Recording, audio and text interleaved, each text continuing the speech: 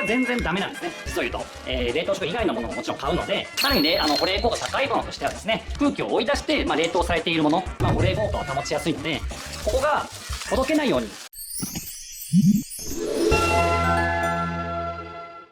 冷凍 OK！ やってました。この冷凍チャンネル。このチャンネルはですね、おすすめの冷凍食品を紹介したり、家庭でできる簡単便利で美味しい冷凍レシピなんかをご紹介しております。で、今日は何やるかと言いますと、冷食のプロ直伝、冷凍食品の正しい包み方、保冷効果を長持ちさせる方法です。冷凍食品を例えばスーパーなんかで買った時にですね、溶かさないように早く帰らなきゃとかですね、保冷剤とか保冷バッグ必要だねとか、そういったお話があるかと思うんですけども、それはもちろん正しくてですね、冷凍食品っていうのは、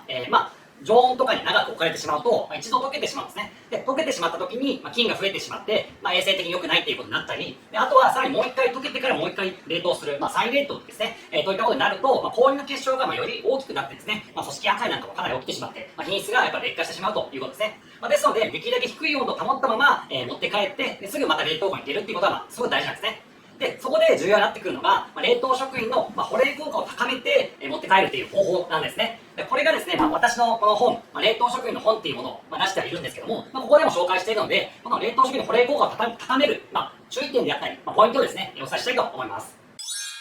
で、まずはですね、NG な、ダメな例ですね。冷凍食品の、持ち帰り方としてダメな例を先にご紹介しようと思います。もし冷凍食品買うって時にも皆さん、保冷バッグ用意される方も多いかなと思うんですけども、これ自体はもちろんいいんですが、これが1パックだけですね。1パックだけ入れて、これで持って帰る。これ全然ダメなんですね、実を言うと。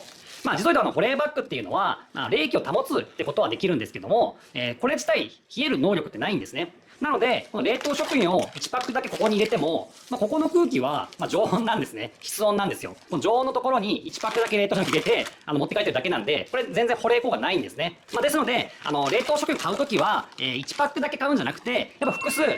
何個かですね、まとめて買って、お互いの冷気で冷やし合った方がいいよということですね。ですので、この1パックだけ買うっていうのはやっぱ NG です。もう一つの NG パターンなんですけども、これは冷凍食品を、複数何個も買っているので、保冷効果発揮しそうなんですが、スーパー買い物行って、冷凍食品以外のものももちろん買うので、それを一つの袋に入れると思うんですが、これは実は NG。この状態が実は NG ということですね。で、何がダメかっていうと、これ冷凍食品と冷凍食品の間に、これ別の冷凍じゃないものが間に挟まってるんですね。で、こうすると、冷凍食品の保冷効果っていうのは実は最大限発揮できなくなってしまうんですね。この冷凍食品と冷凍食品の間に、例えばお肉挟むとですね、お肉にとって実は良くて、お肉は冷やされるんですね。実は冷凍食品の方は、この冷気が奪われてしまってるんですね。お肉とか他の温度がですね、ぬくもりが冷凍食品に伝わってしまって、で、冷凍食品の方が溶けやすくなってしまうということですね。ですので、こういった感じで、もちろんスーパーで買い物される方多いと思うんですが、この間に、冷凍じゃないものを入れれば入れるほど、冷凍食品の保冷効果が薄まって、むしろ溶けやすくなってしまうということですね。ですので、実はこの状態もですね、NG ということですね。今日は徹底解説ということで、結構重要なポイントもご紹介しようかなと思います。で、冷凍食品の中でも、保冷効果が低いもの、保冷効果が高いもの、いわゆる溶けやすいもの、溶けにくいものっていうのがあるんですね。で、それも知っておくとですね、この包み方にも影響してくるので、まずこれ解説をしたいと思います。で、まず一番保冷効果がないものっていうのは何かっていうと、こちらにある、お弁当商品とか、保冷商品とかですね。こういったお弁当のものとか、お弁当に入れるような、こういったカップとかですね、あと餃子とかもトレーに入ってますよね。で、こういったものは、何が問題かと言いますと、こういうトレーに入ってますよね。で、トレーに入ってて、でそれぞれが別々に区分けされているということで、お弁当に入れたりする上で取り出しやすくなって便利な面はあるんですが、これ実を言うとめちゃめちゃ溶けやすい状態なんですね。要は密接してないので、この冷凍食品、氷が密接してないので、空気の部分が多いよということなんですね。で、空気はもちろん凍ってないですし、温度も、やっぱすごい上がりやすいっていう特徴があるので、こういった冷凍食品は、保冷効果が低い、溶けやすい、注意すべき冷凍食品ということになりますね。だからこのいった商品を1パックだけ買うとかが一番溶けやすいんですね。で、他にも、保冷効果がこれよりも高いものも一緒に買って、包んであげて持って帰るということはやっぱ重要にはなってくるということですね。で、その次に、保冷効果という観点で言うと、いわゆるこういった冷凍チャーハンとか、冷凍の枝豆とか、こういったものですね。これ冷凍チャーハンが、中にある程度ぎっしり入っていて、空気の部分が少ないので、ある程度保冷効果があるというようなものですね。ただですね、それぞれバラバラに、バラ凍結されていますので、一個一個は、バラバラなので、そういった意味で言うと保冷効果が、まだ弱いところはありますね。冷やす効果はあるけど、溶けやすい効果、要点もあるなということですね。さらにね、保冷効果高いものとしてはですね、中華丼の具とかですね、こういった牛丼の素とかですね、あとこういったドリアとか、グラタンとかですね、で、例えばこの中華丼の具とか、中開けてもらうと、液体と食材が一緒になって、しかもこういった、板状になっているということですね。いわゆる保冷剤に似た形になってるわけですね。保冷剤に近いってことは、それだけ保冷効果もあるというようなことですね。で、あとはですね、こういったハンバーグですね。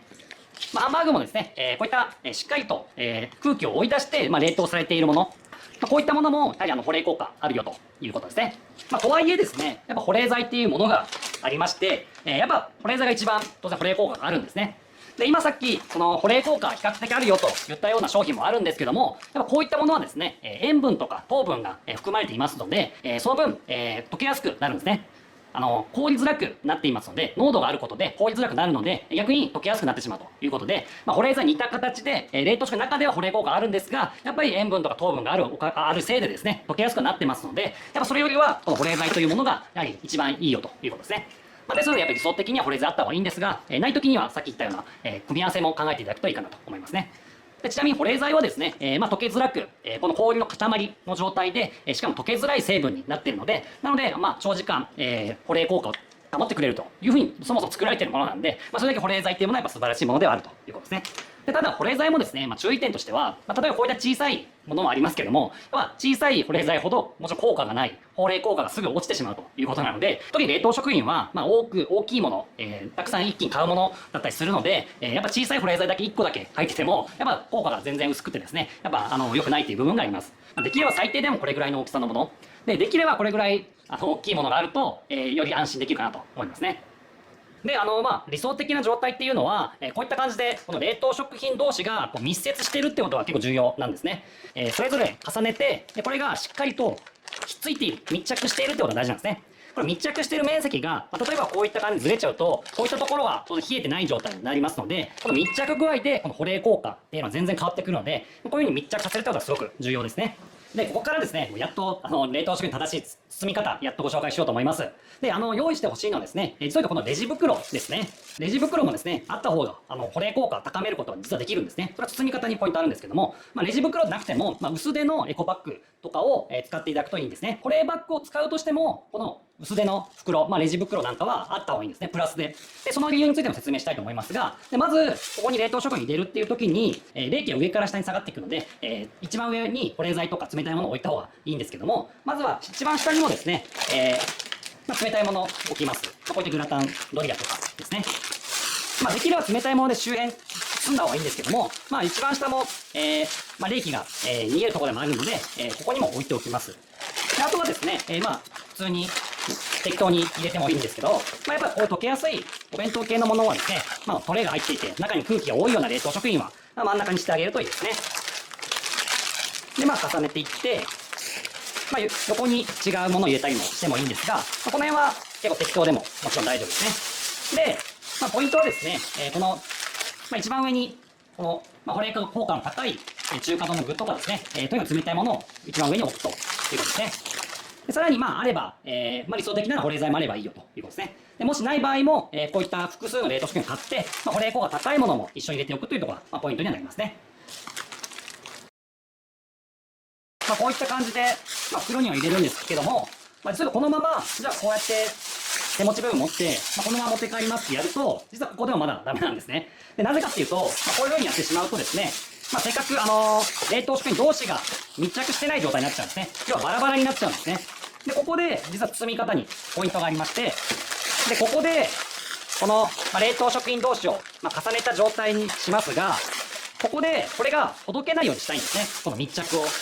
で、ここでぎゅーっと絞ってほしいんですね。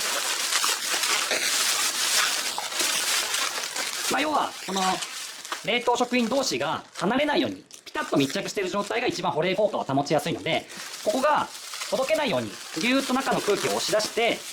固定するっていうことが実は重要なんですね。で、ここを、ねじってですね、この固定が外れないようにねじってあげるってことも大事ですね。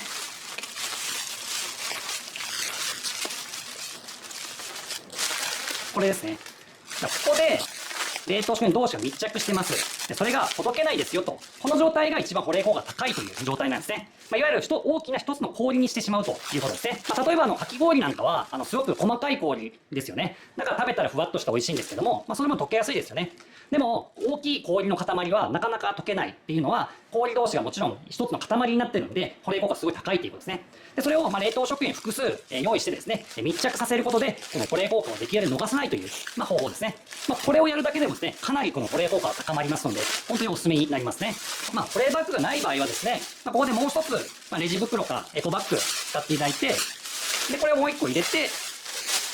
これで持ち帰るということですね。なので、このレジ袋で固定する用のやつで1枚必要ということですね。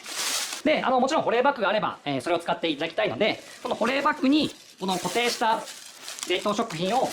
入れて、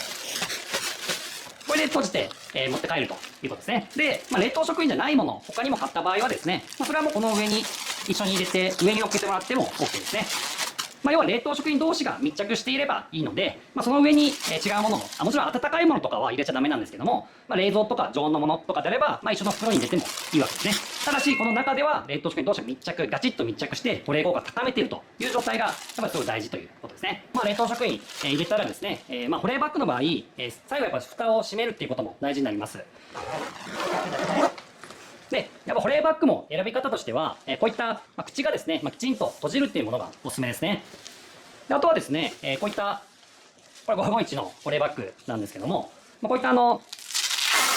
ジックテープでもいいので、ここがしっかり閉じるということですね。物によってはですね、結構隙間があったり、全部は閉じないみたいな、保冷バッグもあったりするんですが、やっぱ口がしっかりとこう、全体が閉じるもの、マジックテープなり、こういったジッパーなり、で、しっかり閉じられるものがやっぱりおすすめですね。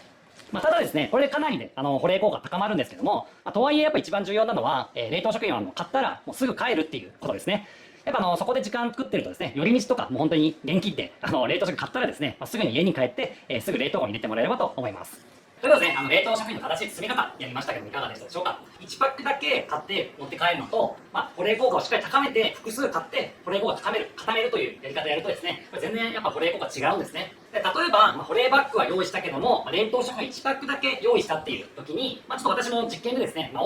の温度を測ってみたんですね。冷凍食品のちょっと上の部分に、温度計入れてですね、測ってるんですけども、これはですね、もう本当に数分後にはですね、すぐに、冷凍じゃない温度まで上がってしまっているということですね。冷凍食品そのものの中心温度ではないので、すぐに溶けてしまうってわけじゃないんですが、やっぱりすぐそばの温度がですね、結構高めに、もう数分後にすぐ高めになっちゃうんで、やっぱ1パックだけ買うっていうのは良くないのかなと思います。で、先ほど私がご紹介した複数の冷凍食品を買って、しかも袋でしっかりと固定して氷の大きな塊のようにするという、このやり方であればですね、50分後でもマイナス15度を実はキープできていたということですね。でそれは冷凍食品と冷凍食品の間の、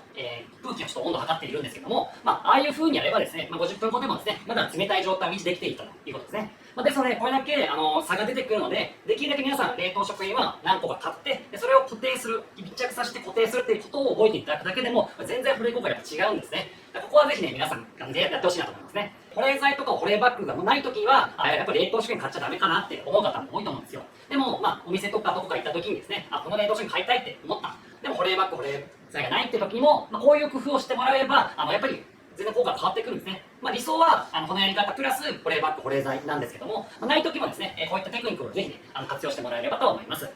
とはいえですね、やっぱり一番重要なのは、買ったらすぐ買えるっていうことが大事なので、さっき私は説明しながらだったんで、結構ゆっくりと袋に詰めて、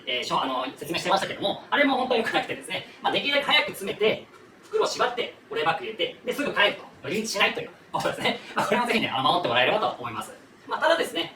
今はですね、ネット通販もすごく、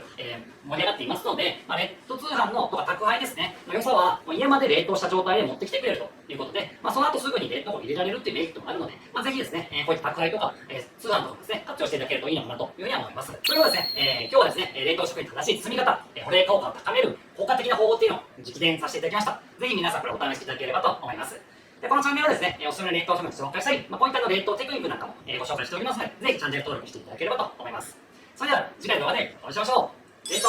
OK! 冷凍食品専門家、冷凍王子が人生をかけて作った一冊。冷凍食品の魅力をあらゆる面から追求した究極の本。今すぐ食べたい冷凍食品の本、レシピ付き、自由国民社から絶賛発売中です。